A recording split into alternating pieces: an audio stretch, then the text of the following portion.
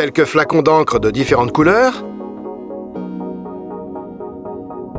une seringue et des fleurs. Prenez d'abord votre seringue. Ouvrez un de vos flacons d'encre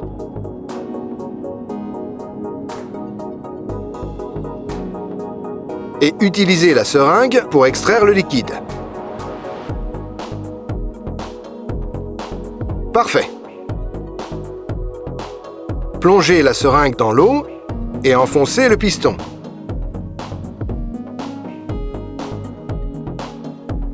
Ça donne un super effet. Ça ressemble à ce que l'on peut voir quand un calamar pulvérise son encre sous l'eau. On peut voir une sorte de nuage qui se propage dans l'eau.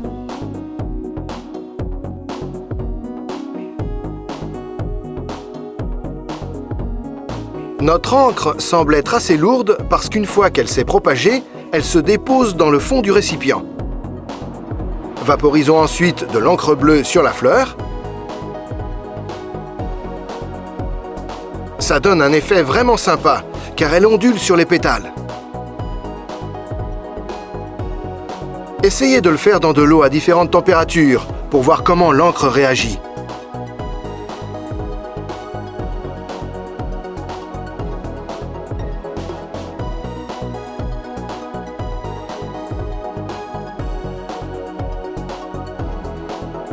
On dirait une tempête sous-marine super cool.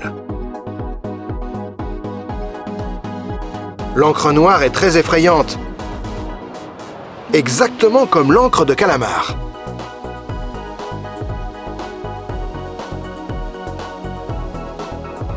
On dirait une marée noire.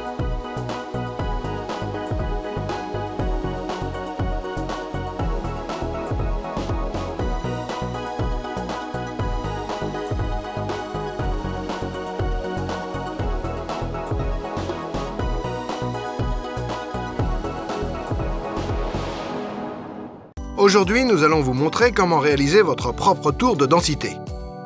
C'est une expérience très simple et vous aurez juste besoin d'une cuillère, de mélasse raffinée, de colorant alimentaire, d'eau, d'alcool à 70 degrés, de colle PVA, de liquide vaisselle, d'huile végétale, d'un entonnoir et d'un verre.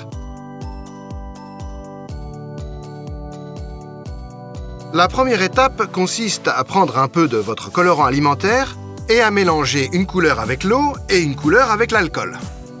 Assurez-vous de vous souvenir lequel est lequel.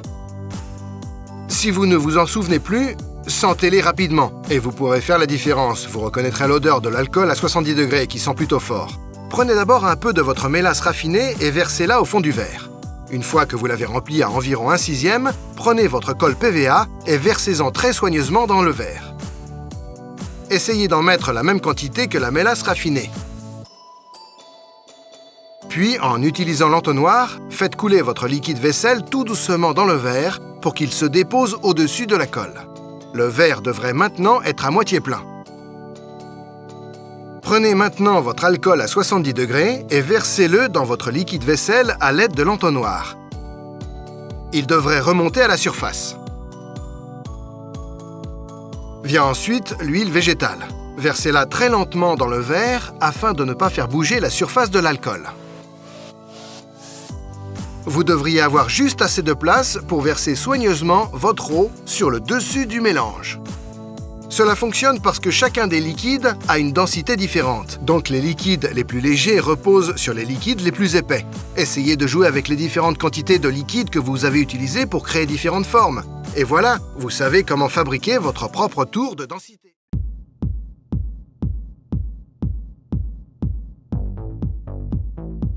Aujourd'hui, nous allons vous montrer comment faire des flammes colorées. Une bonne astuce. Vous allez avoir besoin d'un allume-gaz, d'une poudre mystère, de poudre de borax, de méthanol, de carbonate de calcium, de chlorure de potassium et de bêcher ou récipient en verre. Ouvrez d'abord le paquet de poudre mystère et versez une petite quantité dans l'un des récipients. Réservez et versez une quantité égale de borax dans un autre récipient.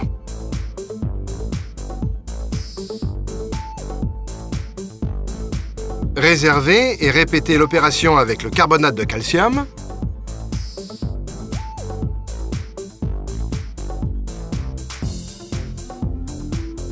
et le chlorure de potassium, comme ceci.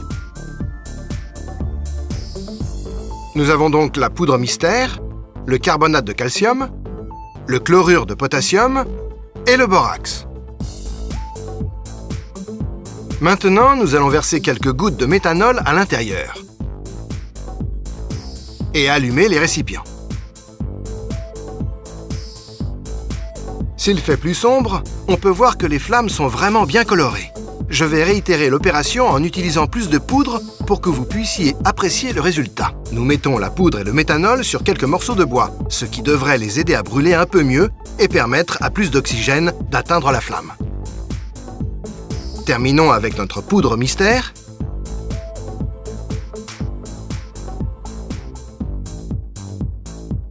Un demi-bouchon de liquide.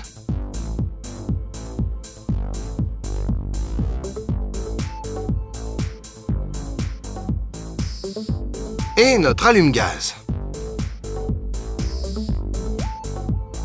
Ici, on voit vraiment la différence. Il y a de tout, du bleu foncé au violet en passant par du rouge, de l'orange, du jaune, du vert et du bleu clair. Des couleurs vraiment magiques. C'est une super façon de rendre vos feux de joie un peu plus intéressants.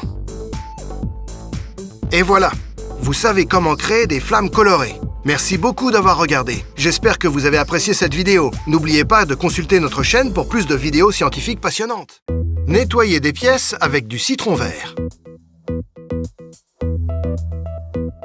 Pour cette expérience, vous aurez juste besoin d'une assiette, d'un citron vert, de pièces de cuivre et d'un couteau bien aiguisé. Assurez-vous qu'il y a un adulte pour vous aider. Placez votre assiette sur une surface plane et mettez-y le citron vert. Prenez quelques pièces pour essayer avec plusieurs tailles. Puis, utilisez votre couteau bien aiguisé pour faire quelques incisions sur le côté du citron vert, de la taille de vos pièces environ. Percez 5 à 6 trous pour essayer quelques pièces différentes. Une fois que vous avez percé les trous, placez vos pièces à l'intérieur avec la moitié de la pièce toujours à l'extérieur. Il est important que toutes les pièces que vous utilisez soient des pièces en cuivre. Donc pour moi, c'est une pièce d'1 ou 2 pence. L'expérience marchera bien mieux si vos pièces sont assez vieilles et sales. Une fois qu'elles sont toutes dans le citron vert, laissez reposer pendant 15 à 20 minutes ou plus si vous le souhaitez.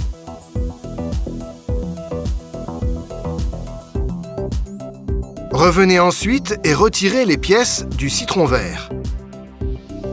Vous devriez remarquer que la partie de la pièce qui se trouvait à l'intérieur du citron vert a changé de couleur et semble plus propre.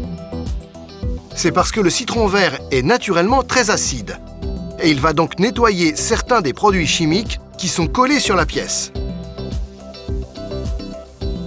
C'est vraiment une super façon de changer naturellement la couleur de votre argent.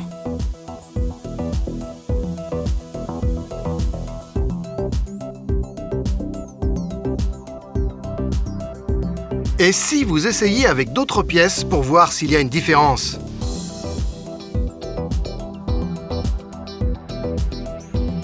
Vous pouvez les mettre toutes en ligne et comparer celle qui a le plus changé. Et voilà! Maintenant, vous savez comment nettoyer des pièces avec du citron.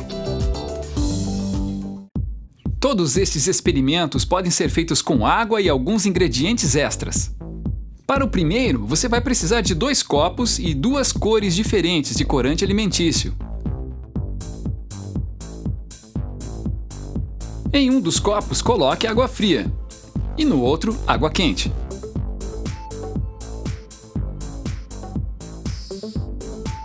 Pingue algumas gotas de corante no copo com água quente e pingue algumas gotas de outra cor no copo com água fria.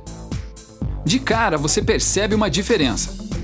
O corante colocado na água fria simplesmente não quer se misturar.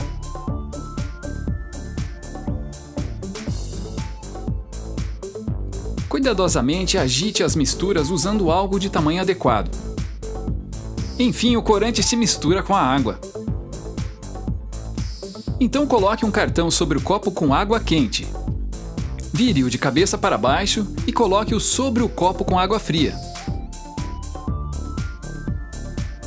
Certifique-se que as bordas dos copos estejam alinhadas e, com cuidado, remova o cartão.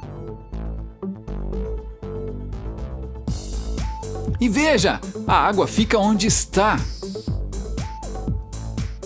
Isso acontece porque a água fria é mais densa do que a água quente e permanece no fundo.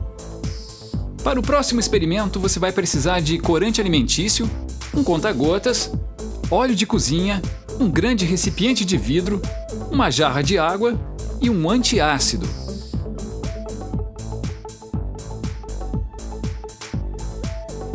Pegue o óleo de cozinha e coloque uma porção generosa no recipiente de vidro. Eu usei em torno de 1 litro.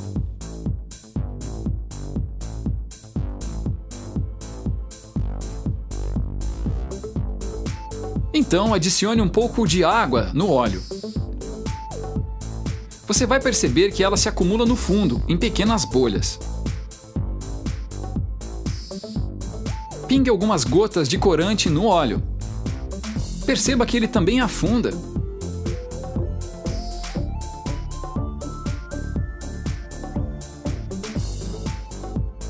E por fim, coloque um comprimido do antiácido. Assim, nós temos uma luminária de lava. O antiácido reage com a água, que está embaixo do óleo. O gás é criado na reação entre o antiácido e a água, formando bolhas que sobem pelo óleo carregando o corante consigo.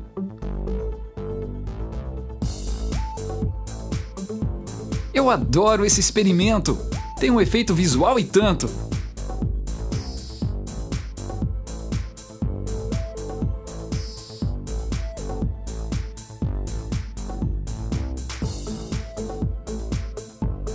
E para o próximo experimento, você vai precisar de água tônica e uma porção de uva. Abra a garrafa de tônica, mas sem deixar sair muito gás, e coloque algumas uvas dentro dela. Você vai perceber que elas dançam para lá e para cá na água tônica. Isso acontece porque pequenas bolhas de gás se prendem na superfície da uva, deixando-as mais leves e fazendo-as subir. Quando elas chegam na superfície, algumas bolhas estouram e as uvas voltam para o fundo novamente. Não é divertido? Para o próximo experimento, você vai precisar de um becker com água, 2 copos, 2 flores e 2 cores diferentes de corante alimentício. Pingue algumas gotas de corante em cada copo. Estou usando azul e vermelho. Agora, coloque um pouco de água nos copos para criar água colorida. Então, coloque a mesma quantidade de flores em cada recipiente.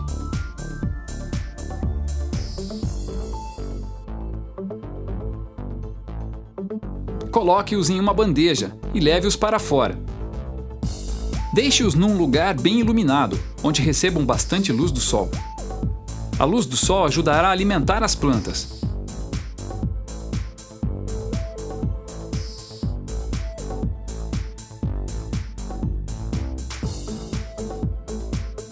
Deixe-as descansando por cerca de 1 dia. E olhe para isso! Uma das flores está realmente azulada. Esta é uma ótima maneira de ter flores coloridas do jeito que você gosta. Parece que as outras flores não pegaram tanto corante vermelho como as do azul pegaram. Eu me pergunto, por que isso aconteceu?